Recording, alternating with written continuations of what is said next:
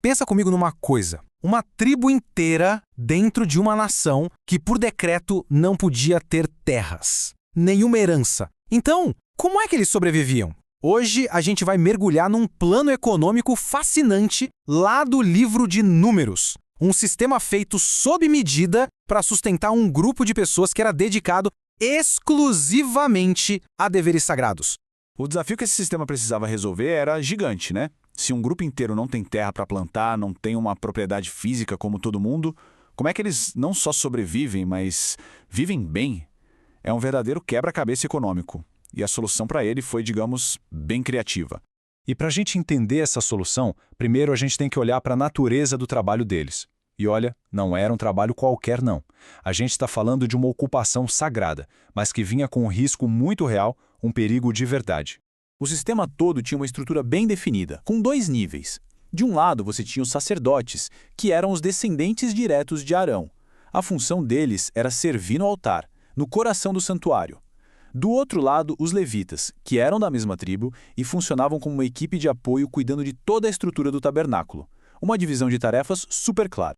E essa divisão, gente, era literalmente uma questão de vida ou morte. O texto é muito direto sobre isso.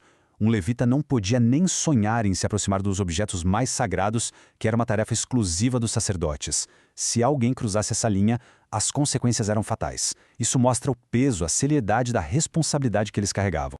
E isso nos leva à pergunta óbvia. Como é que se paga por um trabalho de tão alto risco e tão alta responsabilidade? Bom, a resposta começa lá no topo da hierarquia, com a porção sagrada que era destinada aos sacerdotes. O pagamento deles não vinha em moedas, sabe? Vinha em provisões muito específicas. Eles recebiam as ofertas mais santas, o melhor do azeite, do vinho, dos grãos, as primícias, ou seja, a primeira e melhor parte de toda a colheita. Além disso, os primeiros frutos da terra, o valor de resgate dos primogênitos e até pedaços específicos de carne dos sacrifícios. Era um sistema de sustento bem diversificado que era alimentado diretamente pela fé do povo. E aqui tem um ponto crucial. Isso não era um arranjo temporário, tipo um contrato de 1 ano. O texto deixa muito claro que se tratava de um pacto permanente, um estatuto que deveria valer para sempre, de geração em geração. Para reforçar essa ideia de permanência, o texto usa uma expressão muito poderosa, aliança de sal. Pensa bem, na antiguidade o sal era usado para conservar, era um símbolo de algo que dura, que não se corrompe. Então uma aliança de sal era o jeito de dizer que aquele acordo era solene, inquebrável, eterno. Ok, entendemos os sacerdotes. Mas e os levitas, a equipe de apoio? Como é que a herança deles funcionava? A resposta está numa única palavra: dízimo. É isso mesmo. A herança dos levitas era basicamente o dízimo de toda a nação de Israel. 10% de toda a produção do país era direcionada para sustentar essa tribo em específico. É bastante coisa se a gente parar para pensar. Então, aqui a gente vê um contrato bem claro de serviço por pagamento. O trabalho deles no tabernáculo era a parte deles no acordo, e os dízimos da nação inteira eram a recompensa, o galardão, como o próprio texto chama, uma troca justa. E assim como aconteceu com os sacerdotes, o texto martela nesse ponto mais uma vez. Os levitas não teriam herança de terra. A porção deles não era um pedaço de chão, mas sim esse fluxo contínuo de sustento que vinha do dízimo. Mas a estrutura não termina aí, não.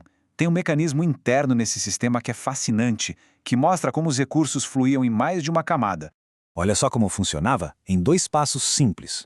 Primeiro, o povo de Israel entregava 10% de tudo que produzia para os levitas.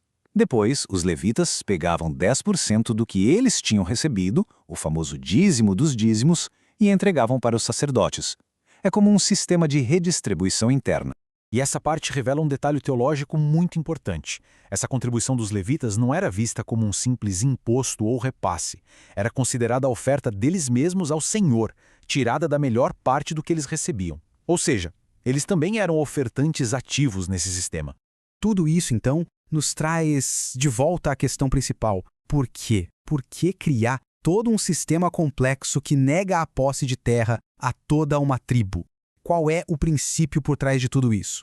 E aqui vem o grande final, o clímax teológico de todo esse plano. A razão pela qual eles não precisavam de terra é revelada de uma forma muito poderosa.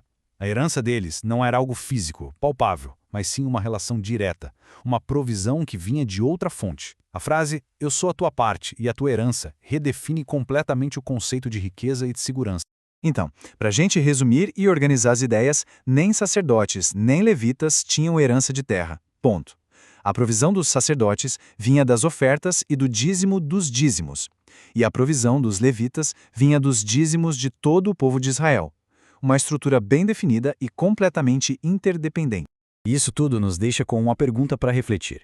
O que acontece quando as funções mais essenciais de uma sociedade são recompensadas não com propriedade, com terra, mas com propósito e um tipo de provisão totalmente diferente? É um modelo antigo, sem dúvida, mas que nos convida a pensar sobre o que é valor, trabalho e herança de um jeito completamente novo.